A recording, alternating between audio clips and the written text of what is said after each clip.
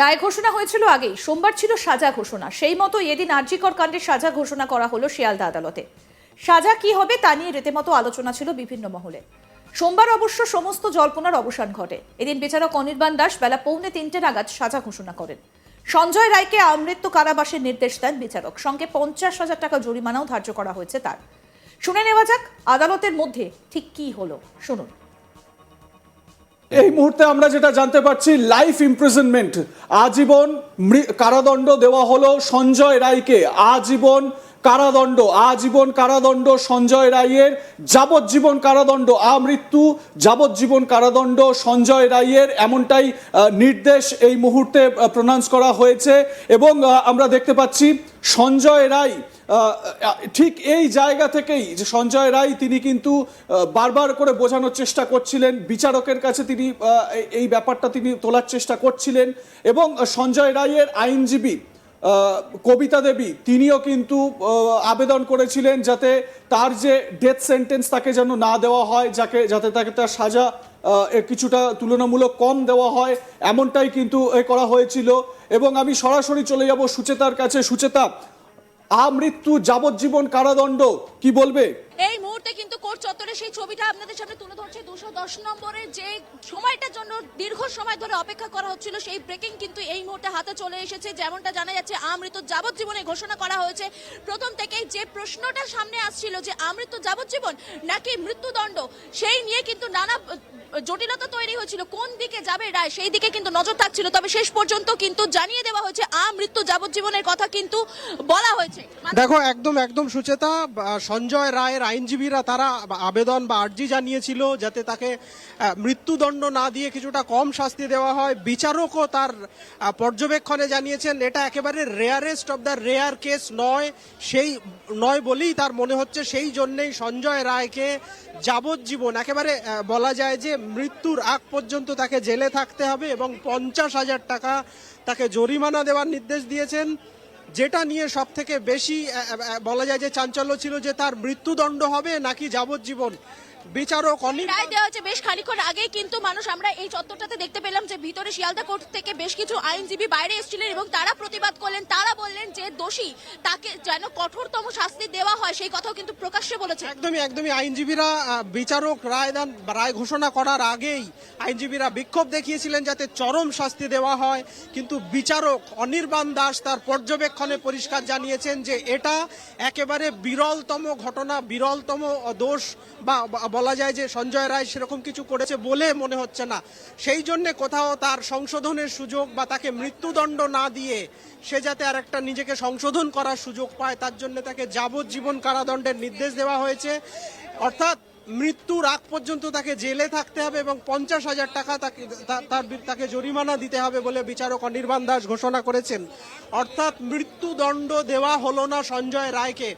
কোথাও দেখা যাচ্ছে যে সঞ্জয় রায়ের তরফে আইনজীবীরা যে আর্জি জানিয়েছিল, কিছুটা হলেও সঞ্জয় রায় এই আরো একটা ব্রেকিং আমি আমাদের দর্শকদেরকে জানাবো। তারা কিন্তু মানে অভয়ের বাবা মা তারা কিন্তু রীতিমতো বলেছেন কোন রকম কোনো ক্ষতিপূরণ চাই না, আমরা বিচার চাই। যে কথাটা প্রথম থেকেই তারা দাবি করে এসেছিলেন, তারা বিচার চান, সেই দাবি কিন্তু আবারও তারা করলেন। সেই দাবিতেই তারা অনড় রইলেন। আরো একবার আপনাদেরকে জানাবো যে সেই দাবিতেই অনড় রইলেন। তারা কিন্তু রীতিমতো বললেন যে তারা কোন রকম কোনো ক্ষতিপূরণ চান না। একদমই ইতিমধ্যেই তার বাবা মা তারা জানিয়েছে আমাদের কোনো রকম ক্ষতিপূরণ দরকার নেই, আমরা ক্ষতিপূরণ চাই না। তারা আদালতে বিচারকের সামনেই সেই কথা জানিয়েছে। কিন্তু বিচারক জানিয়েছেন যে এটা একেবারে rarest of the rare case নয় বলেই তার মনে হচ্ছে। সেই জন্য তিনি আমৃত্যু কারাদণ্ডের নির্দেশ দিয়েছেন এবং 50,000 টাকার জরিমানা। আর.জি. কর 9 অগস্ট আর.জি. করে একজন চিকিৎসকের যে মৃত্যু ঘটনা ঘটেছিল, সেই ঘটনায় একেবারে বলা যায় যে গোটা দেশে একটা বিরাট চাঞ্চল্য তৈরি হয়েছিল। বিরাট পরবর্তীতে একটা বড় আন্দোলন আমাদের সামনে এসেছিল। সেই ঘটনায় গোটা বলা যায় যে গোটা দেশ কার্যত এই ঘটনায় একটা গোটা দেশে আন্দোলন তৈরি হয়েছিল। এই বিষয়ে আইনজীবী বিকাশ রঞ্জন ভট্টাচার্য কি বলছেন শুনবো।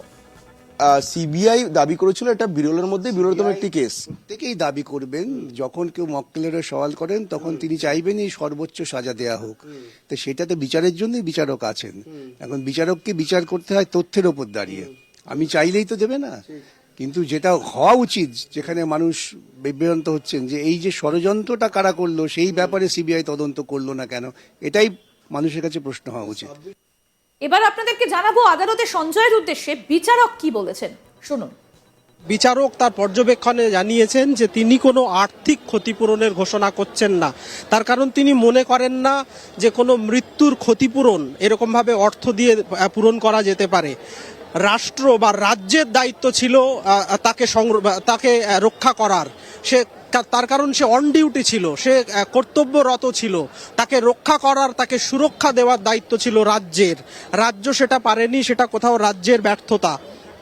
তার যেটা মনে হয়েছে যে কোথাও এটা rarest of the rare case নয়, তার জন্যই তিনি লাইফ ইমপ্রিজনমেন্ট দিয়েছেন, মৃত্যুদণ্ড দেননি।